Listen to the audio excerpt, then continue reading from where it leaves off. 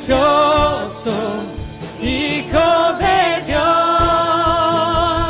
recibe toda la honra, toda la gloria, precioso Hijo de Dios, recibe toda la honra y toda la gloria, precioso Hijo de Dios. Y creo en ti, Jesús, en lo que harás en mí. Y creo en ti, Jesús, en lo que harás en mí. Digo una vez más, creo en ti. Yo creo en ti, Jesús, en lo que harás en mí y en mí y en mí. Recibe toda la honra y toda la gloria, precioso Hijo de Dios, recibe toda la honra, toda la gloria, precioso Hijo de Dios. Gracias, Señor. Gracias por darnos esa paz. Gracias, Señor, por darnos ese amor incomparable. Gracias por tu misericordia. Gracias por tu fidelidad. Gracias por tu poder, Señor. Gracias, Padre. No encontramos otra palabra, Señor, para expresar nuestro agradecimiento por todo aquello que tú has hecho por nosotros, Señor, y por todo aquello que seguirás haciendo. Solo te suplico en esta mañana, Señor, que tú tengas misericordia de tu pueblo. Pero también sabemos, Señor, de que tu voluntad se hace. Y nosotros aceptamos tu voluntad, Señor. Por eso declaramos en esta mañana que se haga tu voluntad, Señor. Pero nuestro anhelo, nuestro corazón nos dice, Señor, que tengas misericordia de tu pueblo, Señor. Te alabamos, Señor, y bendecimos tu nombre. Recibe, Señor. Recibe estas alabanzas, recibe esta adoración de tu pueblo. Te hemos cantado con el corazón, te hemos cantado con nuestra mente, con todo nuestro espíritu. Y hemos dicho, Señor, que creemos en ti. Por todo lo que harás en mí, Señor. Por todo lo que harás en nuestra familia. Por lo que harás en nuestro trabajo, por lo que harás, Señor, en esta iglesia. Más que nunca necesitamos un avivamiento, Señor, en cada iglesia. Padre, te suplico, Señor, que podamos, Señor, avanzar en tu camino, Señor, que nada nos detenga y que nada impida, Señor, que sigamos tu camino. Ayúdanos, Señor, a caminar en fe. Confiamos en ti, Señor. Háblanos esta mañana, Señor.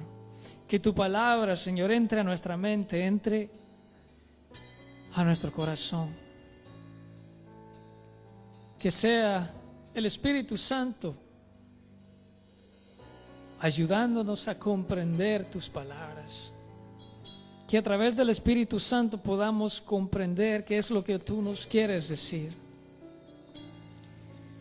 Y que a través del Espíritu Santo, Señor, guardemos tu palabra en nuestro corazón. Quédate con nosotros esta mañana, Señor. En el nombre poderoso te lo pedimos en aquel nombre que es sobre todo nombre, Cristo Jesús. Amén.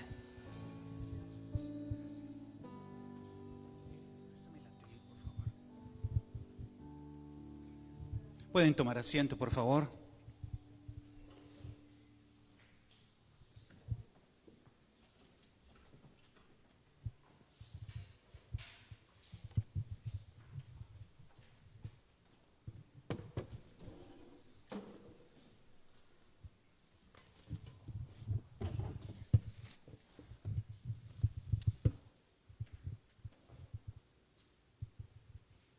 Bien, qué alegría que nos reunamos otra vez. Ya llegaron más personas, bienvenidos todos. Espero que se encuentren bien y que tengamos hoy juntos un gran tiempo para estudiar la palabra de Dios. Quiero pedirles por favor que iniciemos sacando nuestra Biblia. ¿Trajeron la Biblia? Por favor saquen su Biblia o enciéndanla. Vamos a leer hoy varias escrituras y si tienen también un lápiz y un trozo de papel donde escribir los textos que vamos a leer hoy sería muy pertinente. Bien. Antes de empezar a estudiar la palabra, les pido por favor que tengamos un momento para pedir la orientación del Señor en la lectura. Sé que ya hemos orado, pero la oración nunca sobra, ¿verdad? Ok, oremos. Señor, te necesitamos, Dios, en esta mañana. Padre, te necesitamos de tu presencia, necesitamos de tu sabiduría, Padre, necesitamos de tu Espíritu Santo, Señor, que nos ayude a entender tu palabra, que identifique aquellas áreas en nuestra vida que necesitan ser cambiadas, que no te agradan a ti, Señor, que necesitan ser removidas, Dios mío. Ayúdanos, Dios mío, a buscarte con sed, a buscarte con pasión. Padre, tú estás esperando hombres y mujeres que te busquen con ansiedad, con desesperación, Señor, como siervos sedientos. Que hoy, Padre, que estudiamos tu palabra, Señor, pueda ser el inicio de esa búsqueda en nuestros corazones, o la continuación de la misma. En el nombre de Jesús, amén. Bien, hoy quiero iniciar contándoles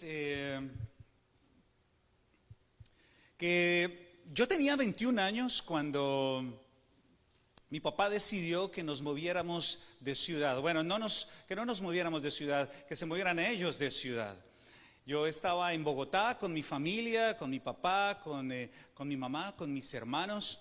Y después de muchos años, mi papá era militar, después de muchos años él decidió moverse, se movió desde Bogotá a una ciudad costera y tomó la decisión de que la familia debía moverse hacia la costa.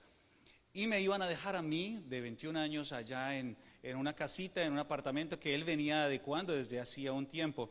Mi hermana mayor ya había arreglado su vida, ya tenía un hogar. Y recuerdo a mi papá preguntándome cómo íbamos a hacer las modificaciones de aquella casa, bueno, del trocito que me quedaba, para que yo pudiera residir allí, ¿no? Y tuve la oportunidad de decirle que pusiera como un pequeño desván, un pequeño ático donde yo al fin del tiempo terminé viviendo allí arriba y viendo películas y la pasé muy bien cuando era soltero en ese momento, particularmente en ese lugar. Ahora, ¿saben qué? Recuerdo la emoción de que mis padres se fueran, de que mi papá se fuera. Y tenía una emoción muy grande y también tristeza, porque pensaba que cuando él se fuera, cuando todos se fueran, yo podría ser verdaderamente libre, ¿no? Iba a poder administrar mi tiempo como yo quisiera, iba a poder entrar a la casa y salir de la casa cuando se me diera la gana. Me podría dormir todas las horas que yo quisiera, aunque muchos duermen ahí las horas que quieren y nadie les dice nada, ¿no? Pero eso es otro sermón. Pero mi papá esencialmente me dejó allá para que yo estudiara, terminara mi carrera de ingeniería y ese era el propósito, ¿no? Te vas a quedar acá, vas a estudiar y nosotros ya nos vamos a mover porque pues la vida ha continuado, tú te quedas, nosotros nos vamos para allá. Y también recuerdo algo muy especial que vino a mi mente mientras preparaba este sermón. Y recuerdo cuando mi papá, días antes, oró por mí. Mi madre murió cuando yo era muy pequeño y él invocaba en su oración a mi madre y le pedía que me bendijera porque me iba a dejar aquí solo. Y recuerdo también la mañana que se marcharon. Ya hablé con mis papás y me dijeron, mira, eso fue más o menos el 1 de febrero de 1996. Y recuerdo esa mañana, no recordaba la fecha, pero recuerdo la mañana, cuando ellos empacaron todo en su jeep, todas las cosas, mis hermanos estaban dentro del carro y arrancaron y se fueron. Y cuando se fueron yo sentí algo de gozo, pero también algo de tristeza, porque la anhelada libertad ya había llegado. Lo que yo no sabía es que yo no estaba preparado para vivir solo. Había vivido 21 años con alguien que me traía un plato de comida, con alguien que pagaba los servicios, con alguien que traía el mercado a la casa. Yo no estaba preparado para vivir solo, yo no sabía cocinar, yo no sabía hacer mercado, yo no sabía administrar dinero, yo no sabía nada, yo solamente iba a la universidad y regresaba, y de repente mi papá me dejó allá, entre comillas solo, pero no me dejó solo, él dejó preparado un lugar donde yo iba a vivir, y también me dijo algo: hijo, cada final de mes te voy a enviar un dinero. Para ese entonces, para el cambio de hoy eran $30. Mensualmente vas a tener $30 y tienes que hacerlos rendir. Lo que te alcance con eso, te debe alcanzar para ir a la universidad, para regresar y para comer. ¿Cómo le vas a hacer? Bueno, ahora la pelota está en tu campo. ¿Querías libertad? Pues vive tu libertad. Y fue increíble porque cada final del mes yo esperaba la mesada y llegaba a la mesada, pero a veces no me alcanzaba. Los primeros meses fueron caóticos. Compré muchas cosas que no necesitaba y varias veces tuve que llamar pidiendo auxilio. Por favor, mándenme más plata porque ya no tengo con qué comer, ya estoy aguantando hambre. Ahí aprendí lo que significa, amigos y hermanos, el arroz con huevo. Arroz con huevo al desayuno, arroz con huevo al almuerzo, arroz con huevo en la cena. Esa era mi dieta y fue maravilloso porque me pude sobrevivir varios años. Ahora es posible que ustedes hayan sido independientes mucho antes que yo. Algunos de ustedes se criaron en el campo y empezaron su vida independiente mucho antes. Algunos hicieron sus hogares mucho antes. Yo me casé hasta los 26. Pero seguramente han sentido esa angustia, esa tensión en el corazón cuando se pierde algo, cuando alguien se va, cuando una relación, por ejemplo, se termina, cuando una relación se finaliza, cuando un ser amado deja de estar con nosotros, cuando quizás se ve a alguien partir. Y de hecho es difícil pensar en hasta el hecho mismo de cambiar del trabajo. Cambiar de trabajo trae consigo cierto duelo, porque ya no ves a tus amigos, ya no ves lo que venías viendo, las actividades que venías haciendo, y todos de una u otra manera hemos experimentado esa pérdida. De hecho, he escuchado a muchos, ustedes están acá, pero muchos no están acá, y muchos han experimentado esa angustia de querer venir, pero estar obligados a no venir en sus conciencias. Entonces sienten duelo de querer, pero no, casi como si hubieran perdido esta comunión que hoy día nos reúne. El pasaje del día de hoy está enmarcado en una situación de pérdida. El pasaje de hoy está enmarcado en la partida de Jesús de este mundo. Y ese es el contexto. Jesús ha trabajado con sus discípulos por 3 años y ha llegado el momento de partir. Y ha empezado a preparar a sus discípulos para esta partida. Y Jesús se enfrentará a la prueba más grande que un ser humano haya podido enfrentar: morir injustamente, voluntariamente, por favorecer la vida de otras personas. Pero hay algo importante aquí, conociendo la fragilidad del ser humano, la ansiedad del ser humano. Él le puso fecha de cumplimiento a algunas promesas que hasta este momento estaban sin fecha. Y para ello vamos a explorar algunos textos. Y vamos a abrir la Biblia en esta mañana en el libro de Ezequiel. Y les invito a que vayamos al Antiguo Testamento. Para entender lo que estamos viendo o lo que vamos a ver hoy, necesitamos leer el Antiguo Testamento, porque las palabras que vamos a ver de Jesús en el libro de Juan tienen un precedente muy fuerte, y es muy importante que usted y yo entendamos esto que vamos a estudiar hoy. Y eso lo primero que vamos a leer en el capítulo número 11 del libro de Ezequiel. Ezequiel en el capítulo número 11. Ahora les quiero contar algo. Lo que vamos a leer está enmarcado en una situación muy crítica.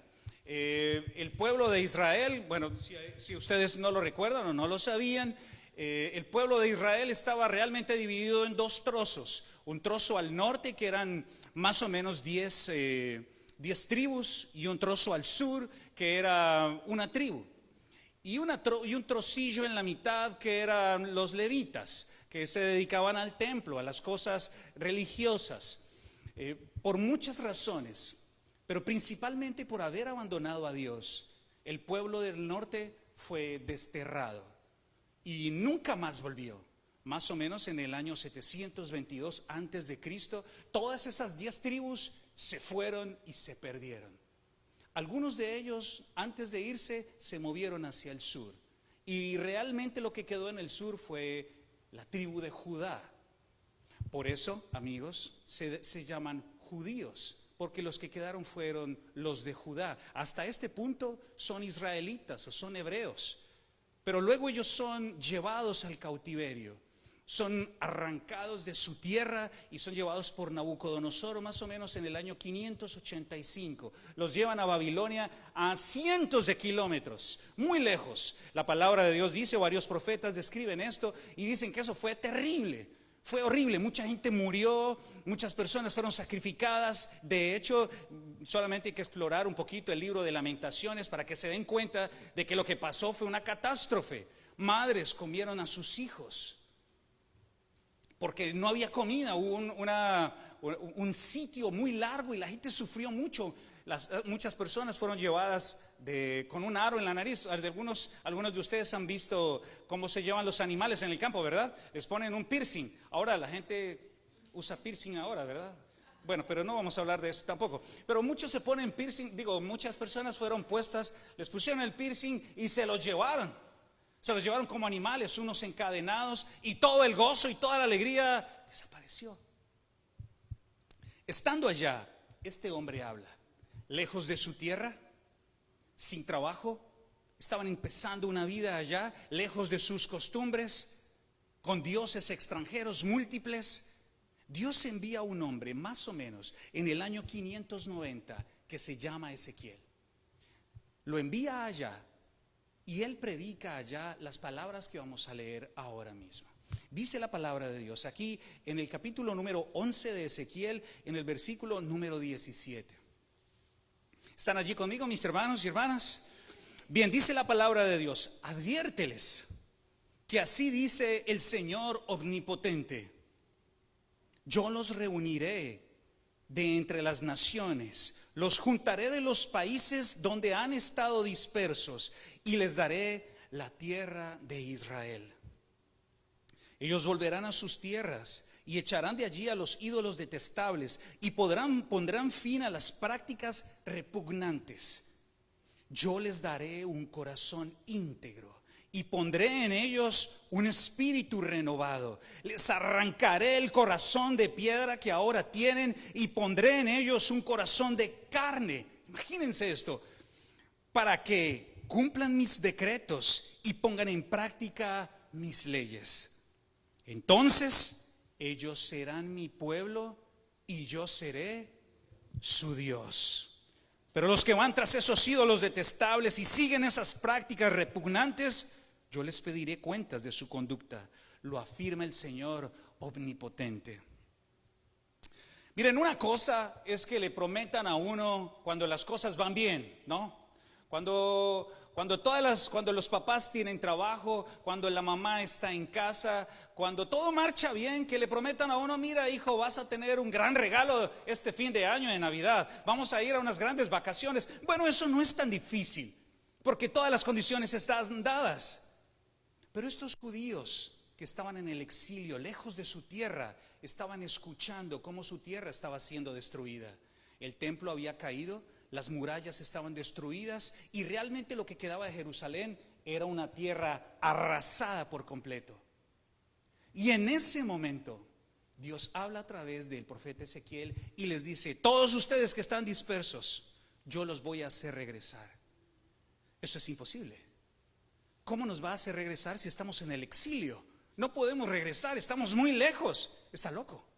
Pero dice cuatro cosas en este pasaje que se va a repetir más adelante nuevamente. La primera de ellas, volverán a su casa, volverán a su tierra. Eso es lo primero. Número 2, les daré un corazón íntegro, un espíritu renovado. Esto es fantástico porque como ustedes se dan cuenta, las cosas que pasan en la vida no caen simplemente en su lugar porque tenían que pasar. Estas personas habían llegado al exilio porque habían abandonado a Dios. Dios les había mandado muchos profetas, los había llamado de muchas maneras, y estos hombres y estas mujeres habían dicho: no gracias, no gracias, no ahora, no me interesa, no quiero, no me da la gana. Querían libertad. Entonces Dios dice: ¿ustedes quieren libertad? Pues los voy a dejar ir.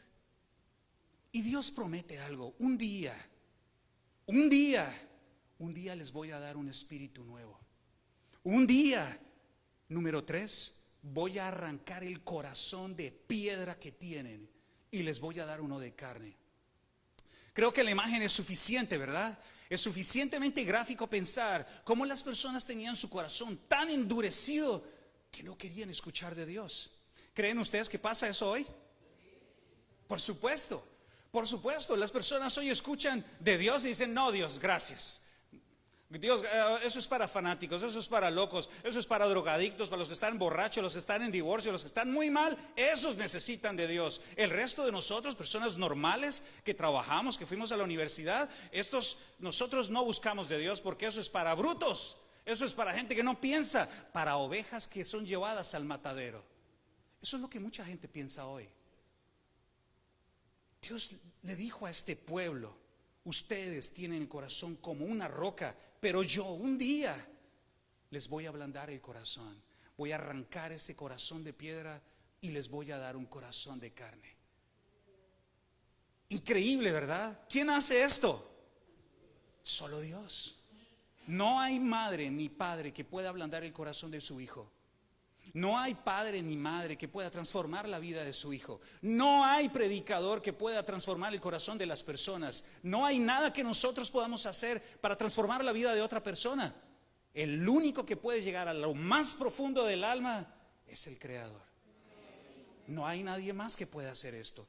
Y luego les dice algo muy importante: todo esto va a pasar con un solo propósito, y está allí en el versículo 20: para que ustedes cumplan mis decretos, para que ustedes pongan en práctica mis leyes. Mis hermanos, lo que Dios estaba intentando hacer para Israel, para los judíos, era regresarlos, hacer algo imposible y regresarlos para ser un pueblo nuevo. Y esas personas serían su pueblo y este Dios sería su Dios. Si ustedes recuerdan, estas palabras son las mismas que le dijo el Creador a Moisés en el Éxodo: si ustedes se comprometen conmigo, yo me comprometo con ustedes. Ahora, si ustedes se comprometen con Dios con un corazón nuevo, si Dios les da ese privilegio y se comprometen con Él, Él será su Dios y ustedes serán su pueblo. Denle un par de vueltas a las hojas y avancemos al capítulo número 36 y leamos un trozo en el versículo número 24. Ezequiel capítulo 36, versículo 34. 36, 24. Dice la palabra de Dios. Escuchen esto, más adelante, ya han pasado varios capítulos y miren lo que dice este hermano. Versículo 24. Los sacaré de entre las naciones, los reuniré de entre todos los pueblos y los haré regresar a su propia tierra. Los rociaré con agua pura y quedarán purificados. Los limpiaré de todas sus impurezas e idolatrías. Les daré un corazón nuevo y les infundiré un espíritu nuevo. Les quitaré ese corazón de piedra que ahora tienen y les pondré un corazón de carne. Infundiré mi espíritu en ustedes y haré que sigan mis preceptos y obedezcan mis leyes. Casi palabra por palabra, mis hermanos y hermanas, amigos que hoy están escuchando este mensaje, casi palabra por palabra, Dios repite exactamente lo mismo a través de Ezequiel. Su objetivo era reunir a su pueblo y transformarlos por completo. Y dice algo hermoso acá: un día les infundiré mi mi espíritu. Un día les daré algo que nadie tiene. Ahora, quiero nuevamente retomar el punto que mencioné ahora. Estas promesas, amigos, eran imposibles de cumplir. Estas promesas eran imposibles porque simplemente ellos estaban en el destierro. Estaban a miles de kilómetros, a cientos de kilómetros, bajo una potencia extranjera. ¿Cómo Dios iba a hacer tal cosa? Eso no podía pasar. ¿Cómo Dios promete algo que no ha pasado jamás? ¿Cómo se le ocurre a este hombre predicar que nos va a dar un espíritu, que nos va a dar su espíritu? Si eso solamente Dios se lo otorgaba a algunas personas en el Antiguo Testamento. Josué, Bezalel, Sansón, David, y el Espíritu venía sobre estas personas y se retiraba. Jamás hemos escuchado de que el Espíritu Santo, el Espíritu del Señor, repose definitivamente en la vida de las personas. Lo que tú estás diciendo, Ezequiel, está fuera de contexto, está mal. O sea, primero nos quieres hacer creer que Dios nos va a hacer regresar, y segundo, que Dios va a hacer algo increíble y nos va a dar su Espíritu. Eso no puede pasar. ¿Saben qué pasó? Que Dios lo hizo. En Esdras, en el capítulo número 1, no vamos a leer ese texto, pero escríbanlo por favor. En Esdras, en el capítulo número 1, lo primero que dice Esdras, que era un estudioso de la ley, cuando regresó en el segundo regreso hacia Jerusalén, dice que Ciro, el rey de Persia, recibió una orden del Señor para liberar a todos los judíos y llevarlos de regreso. Y eso fue lo que pasó. Dios utilizó a Ciro para acabar con todos los babilonios. Y utilizó a Ciro. En el primer año, apenas el hombre tomó el poder, al siguiente año, año 538 antes de Cristo, Dios tomó a este hombre y dijo: vamos a construir un templo porque Dios me dijo que lo hiciera. Así que todos los que quieran devolverse, váyanse para su casa. Pero entonces quedamos pendientes de una segunda promesa.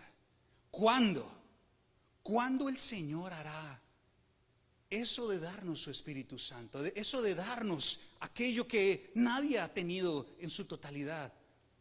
Y es allí donde encontramos a nuestro Señor Jesús, quien 500 años después nos habla en Juan capítulo 14 acerca de lo que estamos hablando. Más o menos 500 años. Estamos hablando de que Ezequiel predicó en el 500 algo. Nuestro Señor Jesús llega más o menos en el 30, quizás un poco menos. Y quiero invitarles a que vayamos a Juan al capítulo 14. Miren, hay cosas fundamentales y hay cosas que son desarrolladas. Lo que vamos a leer hoy, quizás lo que vamos a leer en Juan, quizás es algo todavía básico, porque más adelante en el Nuevo Testamento, los hermanos Pablo y Pedro desarrollan un poco más esto. Pero quiero pedirles por favor que presten atención a lo que el Hijo de Dios dice en este texto, en Juan, en el capítulo número 14, en el versículo número 15. Y fíjense por favor, hagamos un examen acá. Fíjense si lo que Jesús el Señor está diciendo no es lo mismo que dijo Ezequiel. Fíjense en lo que dice la palabra de Dios en Juan capítulo 14, y vamos a leer del capítulo 14 los versículos 15 al 21. Y dice así la palabra de Dios: si ustedes me aman, obedecerán mis mandamientos, y yo le pediré al Padre, y Él les dará otro consolador, para que los acompañe siempre, el Espíritu de verdad, a quien el mundo no puede aceptar, porque no lo ve ni lo conoce, pero ustedes sí lo conocen, porque vive con ustedes y estará en ustedes. Yo no voy a dejarlos huérfanos, volveré a ustedes. Dentro de poco el mundo ya no me verá más, pero si ustedes me verán, y porque yo vivo, también ustedes vivirán. En aquel día ustedes se darán cuenta de que yo estoy en el Padre, y ustedes en mí, y yo en ustedes. ¿Quién es el que me ama? Versículo 21. El que hace suyos mis mandamientos y los obedece. Y al que me ama, mi Padre lo amará, y yo también lo amaré y me manifestaré a él. Ahora, no quiero profundizar mucho en este sándwich, pero si ustedes se fijan en el versículo número 15 hay una afirmación. Esa afirmación es una afirmación que el Creador dice, Jesús dice. ¿Cuál es esa afirmación? Si lo amamos, obedeceremos sus mandamientos. Ahora bajen al 21 y ¿qué dice? Quien me ama, obedece mis mandamientos y los obedece. Ahora lo que el Señor está diciendo es algo muy importante.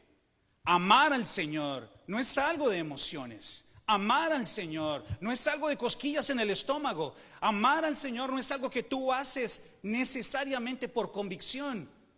Porque cuando tú le dices a tu hijo, hijo, cepíllate los dientes, lávate las manos, muchas veces los niños no quieren hacerlo. Lo hacen porque tienen que hacerlo, no porque tú les das la opción.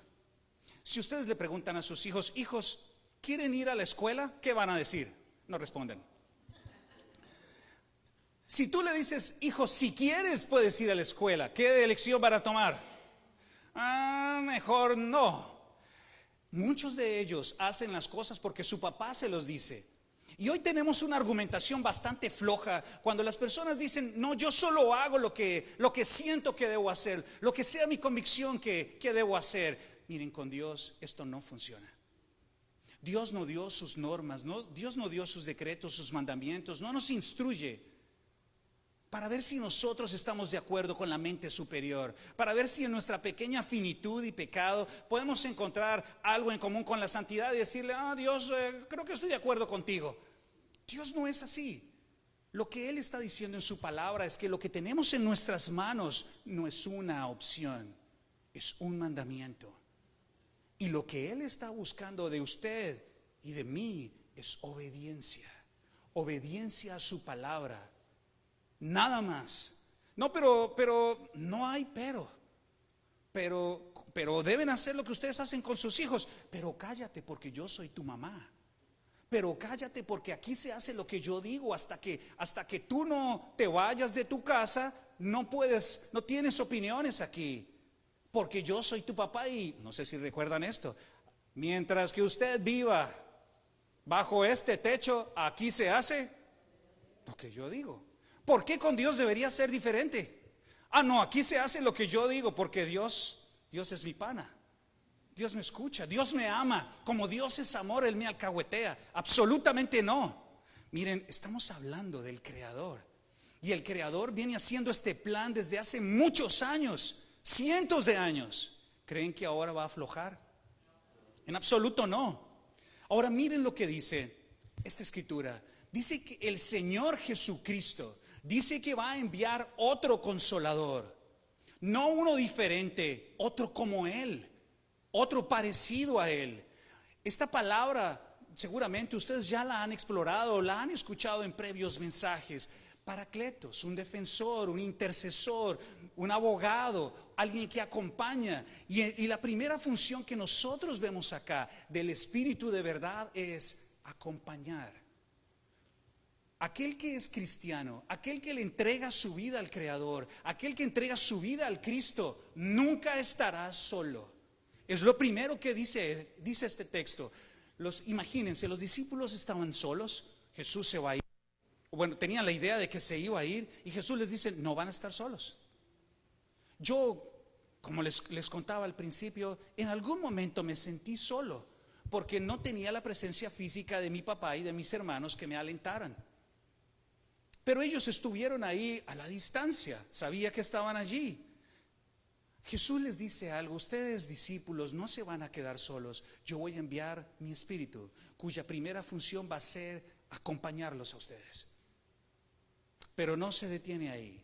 Vamos a leer otro texto un poco más adelante en Juan capítulo 14 y vamos a profundizar un poco en este pasaje, en Juan capítulo 14 en el versículo número 25. Escuchen esto.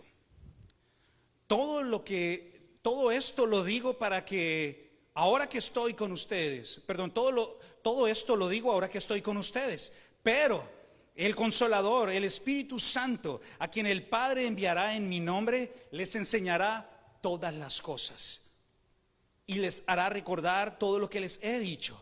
La paz les dejo, mi paz les doy. No se las doy como se les da el mundo. No se angustien ni se acobarden. Jesús dice algo más. Este Espíritu Santo nos va a enseñar. Nos va a enseñar. Imagínense, apenas el movimiento cristiano estaba por empezar. No había Nuevo Testamento. No habían apóstoles completamente formados. Lo único que teníamos es el Antiguo Testamento. Estamos en las primeras páginas del Nuevo Testamento. Y Jesús les dice, este Espíritu Santo que va a venir les va a enseñar cosas nuevas y les va a dar de lo que yo tengo a ustedes. Les va a revelar cosas nuevas y les va a hacer recordar todo lo que yo les he dicho. Hasta este punto tenemos tres cosas. Número 1, compañía. Número 2, enseñar. Y número 3, recordar. Al hablar del Espíritu Santo nos enfrentamos a una realidad que es innegable en la vida de la iglesia, en la vida del cristiano. ¿Es cierto? Eso es innegable, es lo que tenemos. Pero a la vez nos enfrentamos a la realidad más mal interpretada de todo el cristianismo, quizás. Esto junto a la soteriología, las últimas cosas, la salvación y otras cosas, la escatología me refiero. Ahora, en el estudio del Espíritu Santo tenemos dos extremos que tenemos que evitar. Y todos nosotros nos movemos en medio de esos dos extremos, ¿de acuerdo? En un extremo tenemos los extáticos y en otro extremo tenemos los indiferentes. Tú y yo nos movemos entre esos dos extremos. Los indiferentes por un lado o los extáticos por otro lado. Los extáticos son personas que piensan que para que Dios esté presente en el cristiano o en la iglesia, tiene que haber agitación, tiene que haber gritos, tiene que haber saltos, tiene que haber milagros, tiene que haber palabras, tiene que haber ritmo, tiene que haber bullaranga, tiene que haber movimiento, porque si no hay movimiento, no está el Espíritu Santo. Eso es un extremo, por supuesto. Y hay otro extremo, pero hay más acá. Hoy día personas piensan respecto al Espíritu Santo que para que haya poder tienen que haber milagros, tienen que haber personas caerse, tiene que haber alguien que está agitando las masas y allí se mueve el Espíritu Santo. Entonces para los extáticos que son un extremo, ellos piensan que entre más emoción, entre más agitación, el Espíritu está efervesciendo en la comunidad. Entonces la música va más duro, la gente más agitada. Entonces se piensa, en cualquier momento sucede un milagro porque el Espíritu Santo está acá. ¿Y cómo sabes que el Espíritu Santo está acá? Pues mire cómo se mueve en la gente. Estamos sintiendo el Espíritu Santo. Ahora piensen en esto y piensen en lo que leímos en la Biblia. Hay al menos 3 escrituras, voy a leer solamente una, pero hay al menos 3 escrituras en las cuales el Señor dice: en medio de todo este desorden, en medio de todas estas cosas, yo no me muevo, no me agradan estas cosas. La primera de ellas es Isaías capítulo 1. Pueden leerlo, todo el capítulo entero, de pasta a pasta. Ustedes leen ese capítulo y se van a dar cuenta que Dios habla con los judíos y les dicen: yo aborrezco sus fiestas, yo aborrezco que ustedes levanten las manos, yo aborrezco toda esa cantidad de cosas, las aborrezco, no me interesan, no gracias, no quiero nada de esto.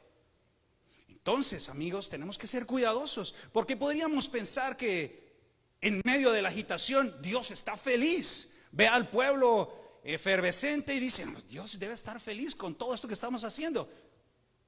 Entonces, ¿qué Dios estaba buscando? Bueno, hay otro texto, no lo vamos a leer, pero lo pueden revisar en su casa. Oseas capítulo 6, versículo 6. Dios dice: yo no quiero nada de estas cosas, yo no quiero sacrificios, yo no quiero nada de estas cosas, yo lo que quiero es amor, yo lo que quiero es misericordia, eso es lo que yo quiero. Las personas estaban envueltas, los extáticos y entre ellos los judíos, estaban envueltos en una vida religiosa, pero esa vida religiosa estaba completamente desconectada a la vida diaria. Ellos adoraban a Dios en la sinagoga, en el templo, y salían y abusaban del pobre, abusaban de la viuda, mentían, asesinaban, hacían malos negocios, eran infieles, adúlteros. Y Dios dice: y todavía vienen ustedes acá y creen que yo me voy a contentar con su bullaranga y sus cosas. Yo no quiero nada de esto. Oseas. Vamos a leer Amós capítulo 5. Y recuerden, estamos hablando de un extremo que seguramente tenemos que evitar. Dice la Biblia en Amós capítulo número 5, versículo número 21. Léanlo bien, mis hermanos, léanlo conmigo, porque esto tenemos que evitarlo. Está acá, esto es una denuncia de un profeta del Creador. Dice esto, Amós capítulo 5, versículo número 21. Yo aborrezco sus fiestas religiosas, no me agradan sus cultos solemnes. Aunque me traigan holocaustos, aunque me traigan ofrendas de cereal, yo no los aceptaré ni les voy a prestar atención. Los sacrificios de comunión, los novillos cebados, aleja de mí el bullicio de tus canciones. Yo no quiero escuchar la música de tus cítaras. Pero que fluya el derecho como las aguas y la justicia como un arroyo inagotable. Impresionante. ¿Saben que Dios quería? Una vida devota, un corazón quebrantado, un hombre, una mujer que se arrodillara y simplemente adorara a Dios, pero no solamente en el culto religioso, sino con su vida diaria. Eso era lo que quería el Señor. Quería justicia, quería amor, quería misericordia, que nos amáramos unos a otros. Eso es lo que Él estaba pidiendo. Entonces, amigos, acá tenemos un extremo en el cual está Israel cuando estaba muy mal, los extáticos. Ahora, no quiero decir con esto que ninguna de estas manifestaciones y estas expresiones de devoción y de alabanza estén mal. Por eso digo que debemos movernos entre este extremo y el otro extremo. ¿Y cuál es el otro extremo? Bueno, aquellos que son los indiferentes. Aquellos indiferentes que no se interesan por Dios, no se interesan por el Espíritu Santo. Creen que recibieron el Espíritu Santo, pero no les importa. Leen la Biblia cuando quieren, cuando vienen a la iglesia, cuando les provoca. No conocen a Dios, no viven una vida recta. Simplemente piensan que con haber aceptado la fe cristiana es suficiente. Es todo. Oran cuando están en necesidad. Traen ofrenda cuando necesitan un favor. Son completamente indiferentes a la vida cristiana. Preguntarles a ellos si oran en sus casas, oran por los alimentos o oran al Espíritu Santo para que los transforme, no es importante. Sus vidas no reflejan la transformación del Espíritu Santo. Son ultraconservadores. Hablar del Espíritu Santo en la iglesia, eso suena como raro. Espíritu Santo, eso me suena como a los extáticos. Entonces encontramos algo muy interesante, una mutua descalificación entre los extáticos y los indiferentes. Los indiferentes miran a los extáticos y dicen: esos son fanáticos, esos están locos, se golpearon en la cabeza, esta gente está mal, ese escándalo tan grande, a mí no me gusta nada de eso. Y los del otro lado, los extáticos, miran a los indiferentes y dicen: estos están muertos, estos están fríos, ahí no hay presencia de Dios. Están helados. Yo creo que ni siquiera son cristianos. Hay dos extremos. Tú y yo nos movemos entre los dos. En algún punto, entre estos dos extremos nos movemos. La pregunta que tú y yo tenemos que resolver es: ¿qué debemos hacer? ¿Cuál es el punto que debemos aceptar? ¿Cuál es el punto intermedio, el punto del balance donde no estamos helados como paletas o hirviendo como agua que se está evaporando? ¿Cómo podemos encontrar un balance en estos dos extremos? Bueno, lo hallamos en las Escrituras, lo hallamos en la palabra de Dios. Alguien podría decir: no, tú estás completamente equivocado, Fabio. El Espíritu Santo no es algo que uno pueda teorizar. El Espíritu Santo es algo que uno debe experimentar. Y cuando uno experimenta, siente. Miren, una fe exclusivamente experiencial es una fe sin razón, es una fe sin fundamento, es una fe que no está pensada. Pero una fe completamente teórica es una fe sin calidez, sin devoción, sin amor por Dios. tenemos que encontrar el balance entre las dos cosas. Una fe razonada en las Escrituras y una fe vivida en el Espíritu allá afuera. ¿Me doy a entender? Ahora, ¿qué debemos hacer? Tenemos que pedirle al Padre, tenemos que pedirle al Señor: Dios mío, abre mis ojos para entender qué es lo que tú estás haciendo, cómo quieres que yo viva esta vida. Vamos a leer 2 textos más y con esto vamos a concluir nuestro estudio en esta mañana. El primero está allí en Juan y es uno de los pasajes que nos correspondía hoy en Juan capítulo 16.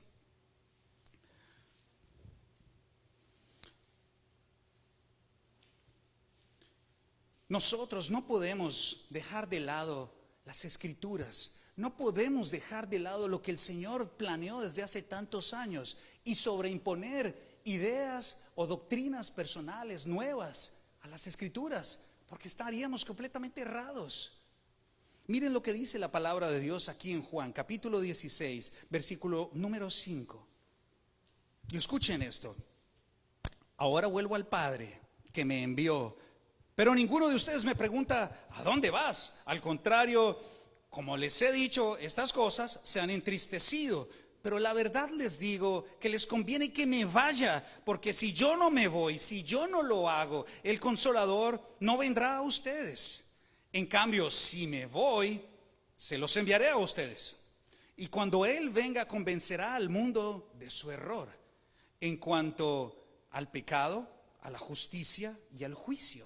En cuanto al pecado, porque no creyeron en mí. En cuanto a la justicia, porque yo voy al Padre y ustedes no podrán verme. Y en cuanto al juicio, porque el príncipe de este mundo ya ha sido juzgado. Muchas cosas me quedan por decir aún, pero que por ahora no podrían soportar. Pero cuando venga el Espíritu de la verdad, Él los guiará a toda verdad. Porque no hablará de su propia cuenta, sino que dirá todo lo que oiga y les anunciará las cosas que están por venir. Él me glorificará porque tomará de lo mío y se lo dará a ustedes a conocer. Todo cuanto tiene el Padre es mío, por eso les dije que el Espíritu tomará de lo mío y se lo dará a conocer a ustedes. Los discípulos están muy angustiados. Se va Jesús y vamos a quedar completamente desarmados. Están angustiados, están tristes y en lugar de hacer una fiesta de despedida, ¡qué alegría! Jesús se va para el cielo.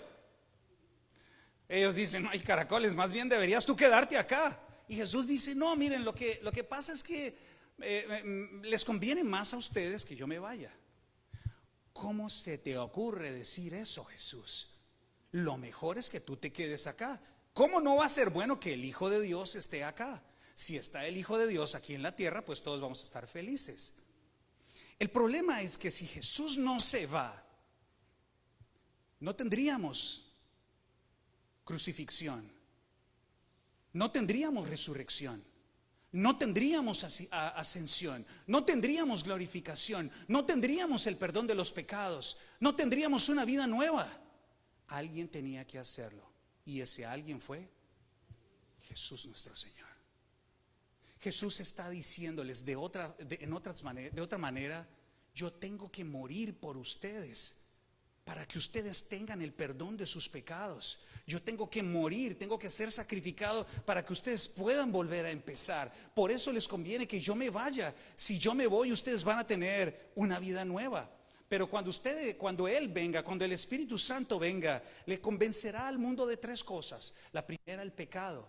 Porque claro, estamos hablando de que Jesús ya ha sido glorificado. Entonces después de que venga, después de que sea la glorificación, la ascensión del Señor, el Espíritu Santo ayudará a las personas a entender que quien fue crucificado fue el Hijo de Dios. En cuanto a la justicia, porque Él va a regresar a Dios. Y en cuanto al juicio, porque el príncipe de este mundo ha sido juzgado. ¿Cómo así? ¿Cómo así que ha sido juzgado? ¿Cuándo ha sido juzgado? Bueno, pueden echarle una mirada a Colosenses, al capítulo número 2, versículo número 15. Y allí ustedes se van a dar cuenta de algo que puede darles escalofrío. Igual que en Efesios capítulo 2, versículos 1 al 5. Hay una fuerza maligna que está interesada en destruir la vida de las personas. Y ese alguien es el enemigo del Cristo, que está interesado en destruir la imagen de Dios en nosotros. Y va a animar a la gente a que desconozca a Dios. Hoy, mis amigos, el enemigo ha cambiado un poco su técnica, su táctica. Antes pensábamos que el enemigo se vestía de cachos y de cola, y que celebrar cualquier fiesta era del demonio. El enemigo ha llevado la idea, estas ideas han cambiado, las ha ajustado a la mente posmoderna. Entonces, la idea que se vende ahora en contra de Dios es simplemente que Dios no existe. Y si Dios no existe, no hay necesidad de tener ni iglesias, no hay necesidad de tener Biblias, no hay necesidad de tener verdades absolutas, no hay necesidad de tener moralidad. Todo es válido, todo se puede hacer. Puedes fumar drogas, puedes consumir alcohol las veces que quieras, puedes destruir a tu familia, puedes golpear a tu esposa, puedes hacer lo que quieras porque todo está bien. No hay moralidad, no existe Dios, no hay infierno, tampoco hay cielo. Entonces, lo único que tenemos es el presente. Hacia allá ha tornado la mente del mundo, el enemigo del Señor. Y aunque, como les mencioné anteriormente, el espíritu de este mundo ha sido juzgado ya, hay algo más que el Señor nos va a dar a través de su Espíritu Santo, y es guiarnos a toda verdad. ¿Quién es la verdad? Jesús. ¿Y qué es la verdad? Un día le hizo un hombre esa pregunta a Jesús. ¿Se acuerdan quién fue? Pilatos. Miró a Jesús y le dijo: ¿y qué es la verdad? Jesús no le respondió, pero Jesús dice en Juan capítulo 17, versículo 17, que la palabra de Dios es la verdad. Ahora, ¿cómo el Señor nos habla a nosotros? ¿Cómo el Espíritu Santo nos guía a toda verdad? Es fácil. Cuando vienen a sus mentes escrituras, cuando saben que deben tratar con más amor a sus hijos, cuando deben dejar de mentir en la calle, cuando deben dejar de mostrar papeles falsos en la calle, cuando deben dejar de hacer fraudes, cuando deben dejar de decir mentiras. Ahí está hablando el Señor, que les llama la atención. Aquí deberías humillarte, aquí deberías doblar el brazo, no deberías responder de esta manera a tu esposo, no deberías tratar con tal dureza a tu esposa, deberías evitar el divorcio porque eso no le agrada al Señor. Allí está hablando el Creador. Allí está hablando al Creador diciéndote: no mires eso que estás viendo en el internet, no mires eso, no codicies la mujer de otro, no anheles lo de otro. Allí está hablando el Señor. Allí está hablando el Espíritu Santo, que nos está llevando a la verdad, a la luz, a una vida moral íntegra delante de los ojos de Dios. Hoy tenemos algo muy sencillo para concluir. El ministerio del Espíritu Santo está completamente enfocado en testificar del Evangelio, en testificar, en glorificar al Cristo. Hoy, tristemente, podemos encontrar personas que hacen negocio con la palabra de Dios, que venden el Evangelio. Tenemos que evitar eso. Ahora, para concluir, debemos resolver algo. ¿Qué debemos hacer? ¿Cómo hacerlo? Y este es el último texto que vamos a leer en esta mañana. Y vamos a concluir con este texto en Juan capítulo número 7. Juan capítulo número 7, versículo número 37.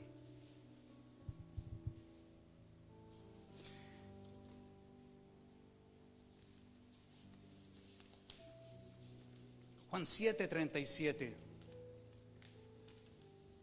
Dice la palabra de Dios: en el último día, el más sublime de la fiesta, Jesús se puso de pie y exclamó: si alguno tiene sed, que venga a mí y beba. De aquel que cree en mí, como dice la Escritura, brotarán ríos de agua viva. Con esto se refería al Espíritu que habría de venir, debería recibir más tarde los creyentes, los que creyeran en Él. Hasta el momento el Espíritu no había sido dado porque Jesús no había sido glorificado todavía. La abuelita de mi esposa tenía un dicho, ella ya falleció hace un par de meses, pero ella tenía un dicho muy interesante. Yo les puedo dar comida, pero no les puedo dar hambre. Tú puedes llevar un caballo al agua a beber, pero no le puedes provocar la sed. El Espíritu Santo está disponible para todos nosotros hoy, porque el Señor ya fue glorificado, el Señor ya fue exaltado. Y este Espíritu Santo, no pienses que es para satisfacer, como la idea que se vende hoy, para satisfacer tus deseos egoístas o para hacer negocio con el Espíritu del Señor. Y esto que les menciono que pasa hoy día, ya pasó allá antes en el libro de los Hechos, en el capítulo número 8. Simón el mago estaba diciendo: a ver, ¿qué negocio hacemos con el Espíritu Santo? Si alguien quiere del Espíritu Santo, si tú quieres del Espíritu Santo, hay una condición: pasando por alto Juan 3 y volver a nacer de nuevo. Si alguien quiere del Espíritu Santo, tiene que tener sed, tiene que estar sediento, tiene que estar deshecho, tiene que estar deshidratado, tiene que estar languideciendo por dentro, para que pueda experimentar y pueda buscar con sed algo que lo satisfaga. Si alguien quiere el Espíritu Santo, tiene que clamarle al Creador y decirle: Dios mío, como siervo sediento, te necesito, te busco. Hoy juntos tenemos que buscarlo. Tenemos que buscarlo. Y Jesús dice: si tú tienes sed de mí, si tú crees en mí, búscame. No necesitamos pagar, no tienes que sellar promesas con dinero. Así que si tú ves este tipo de prácticas en predicadores y cosas, no creas, lo lamento. Lamento decirles que hay muchas personas que son mercaderes del Evangelio. Casi yo diría que son mercaderes del infierno, porque están vendiendo la palabra de Dios. Eso está mal, porque Dios nunca clamó por dinero, porque no necesita dinero de nadie. Tú no necesitas pagar por el favor del Creador. Está gratis. El Señor pagó en la cruz por eso. Es gratis para todos. Pero tú tienes que tener sed, tienes que buscarlo. Si no lo buscas, no lo vas a obtener. Tienes que clamarle al Señor y decirle: Dios mío, acá estoy.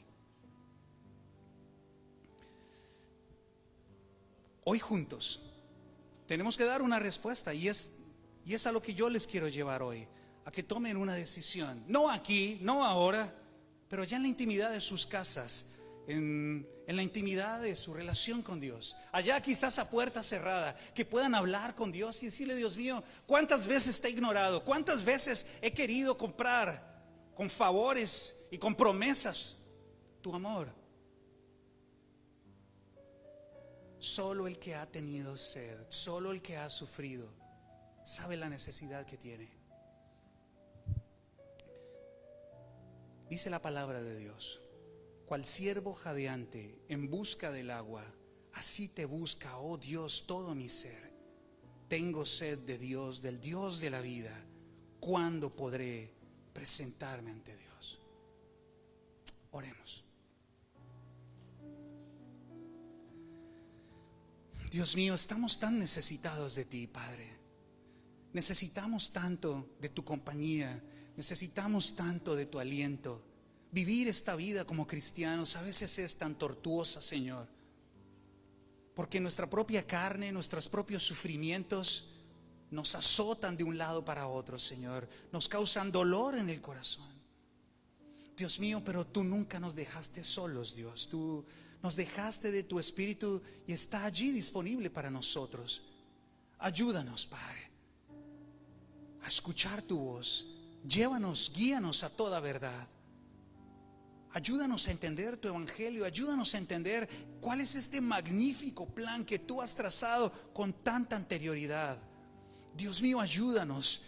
Ayúdanos en medio de este bosque tan grande de mensajes que nos distraen. Ayúdanos a pensar en ti, Señor. Háblanos a nuestro corazón, Dios mío. Guíanos en tu palabra. Padre, te oro, Señor, y te oramos todos juntos por este tiempo que hemos estudiado tu palabra. Te oramos para que cada uno de nosotros lleve a su hogar un algo importante, una semilla importante para su corazón, para que pueda reflexionar en ella, para que pueda hablar de esto contigo allá en la privacidad de su casa. Te amamos, Dios, te alabamos, te glorificamos Y te damos gracias por habernos visto con buenos ojos y solo por tu gracia y solo por tu amor darnos a conocer tu nombre. En el nombre de Jesús. Amén. Hermanos y hermanas, que Dios los lleve con bien y que los bendiga. Hasta la próxima semana. Feliz tarde para todos.